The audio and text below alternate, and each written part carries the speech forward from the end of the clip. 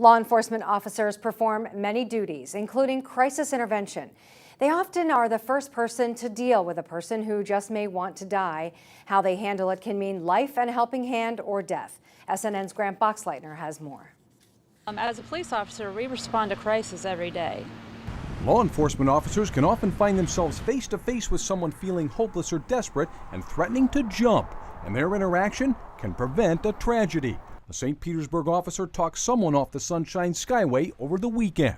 And we also go to the crisis intervention training. Sarasota Lieutenant Lori Jaress is the former team leader of the Crisis Negotiation Unit.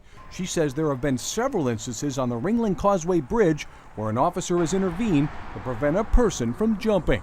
We're the first ones to arrive on the scene, and we let people know, number one, we care, we value life, and we listen.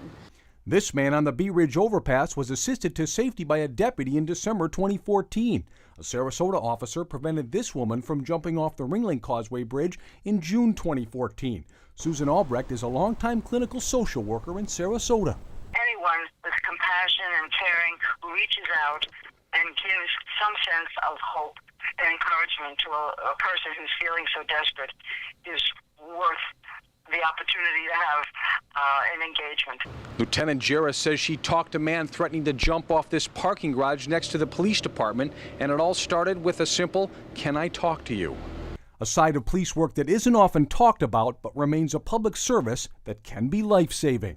We talk, we give them hope, we give them compassion, and sometimes all they need is somebody to listen. Reporting in Sarasota, Grant Boxleitner, SNN Suncoast News Network.